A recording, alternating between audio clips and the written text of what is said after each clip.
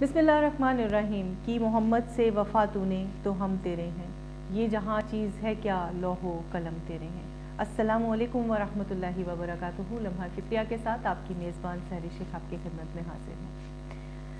नाज़रीन मोहतरम, अल्लाह ताला ने हर चीज़ को पैदा फरमाया, मगर इंसान को जो कि ख़ुद अशरफुल मखलूक़ात है सिर्फ इसलिए पैदा किया कि वो अल्लाह का नायब और अल्लाह की हाकमियत और अल्लाह के निज़ाम को दुनिया में नाफिज़ व कायम कर सके।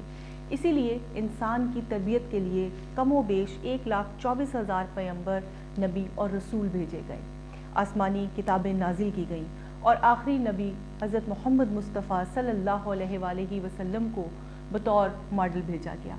लक़द काना लकुम फ़ी रसूलिल्लाहि उस्वतुन हसना, कि तुम्हारे लिए नबी मोहम्मद मुस्तफ़ा सल्लल्लाहु अलैहि वसल्लम की हस्ती बेहतरीन नमूना है। इंडेक्स ऑफ इंसान यानी कुरान पाक को इसी इंसान की तरबियत के लिए नाजिल फरमाया और फरमाया कि ये दुनिया आर्जी है, दारुल अमल है और तुम्हें लौट कर मेरे पास आना है। ये दुनिया आजमाइश है, मैं तुम्हें देकर भी आजमाऊंगा और लेकर भी आजमाऊंगा। तुम्हें दौलत दूंगा, मगर इस दौलत का अपने ऐशो आराम के लिए इस्तेमाल मत करना, बल्कि यतीम, बेवाओं, कमज़ोर, नादारों, अपाहजों और गरीबों का भी ख्याल रखना, बल्कि इस दौलत का इस्तेमाल मेरी रज़ा के लिए करना। तुम्हें ताकत दूंगा, लेकिन किसी की जायदाद पर कब्ज़ा मत करना, किसी पर जुल्म मत करना, किसी का माल हड़प मत करना, कत्लो गारत गरी ना करना, कमज़ोर और मज़लूम और बेबस पर तशद्दुद ना करना, बल्कि इस ताकत का इस्तेमाल मेरी रज़ा के लिए करना। हुकूमत दूंगा, मगर अपनी रियाया के साथ अदलो इंसाफ का मामला करना। इस हुकूमत के दिए गए इख्तियारात का नाजायज़ इस्तेमाल मत करना और हुकूमत मिलने पर सरकश ना हो जाना, हद से ना बढ़ जाना, वरना जालिमों में शुमार कर लिए जाओगे। अपनी हुकूमत को मेरी हाकमियत कायम करने के लिए इस्तेमाल कर। अल्लाह इंसान से क्या चाहता है? दरअसल अल्लाह इंसान से इस कदर मोहब्बत करता है, तभी तो उसने इंसान को अपना नायब चुना और तमाम मखलूक़ात में अशरफ और आला बना दिया। अल्लाह चाहता है कि इंसान का मददगार हो, इंसाफ का निज़ाम कायम हो, मसावात, अखुवत, भाईचारा, रवादारी और हुकूकुल इबाद का पूरा ख्याल रखा जाए। अल्लाह ताला चूँकि इंसान से मोहब्बत करता है, इसीलिए सीधे रास्ते और भटके हुए में फ़र्क बयान करने के लिए मोहम्मद मुस्तफ़ा सल्लल्लाहु अलैहि वसल्लम के किरदार को नमूना बना दिया। यह हुज़ूर पाक सल्लल्लाहु अलैहि वसल्लम की तरबियत का असर था कि कैसर व किस्रा के बातिल ऐवान पाश पाश हो गए। उस वक्त की सुपर पावर रोमन एम्पायर और पर्शियन एम्पायर ज़मीन बोस हो गई।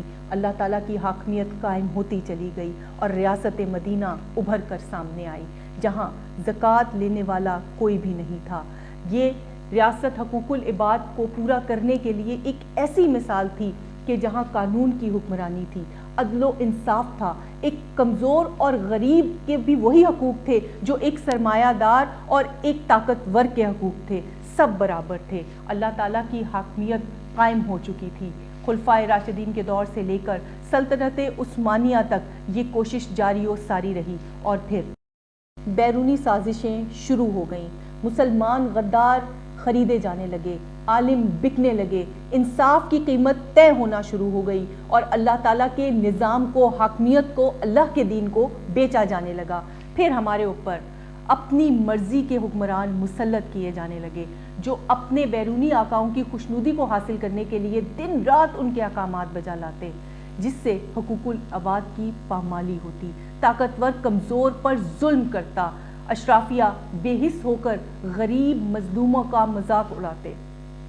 इंसाफ सिर्फ ताकतवर और दौलतमंदों को मिलता, गरीबों की बेटियों की इज्जत पामाल की जाती, ज़ख़ीरा अंदोज़ी करके महंगाई की जाती ताकि अवाम परेशान हो। वो ये समझते कि अगर इन्हें परेशान नहीं करेंगे तो ये हमारे नारे लगाने छोड़ देंगे।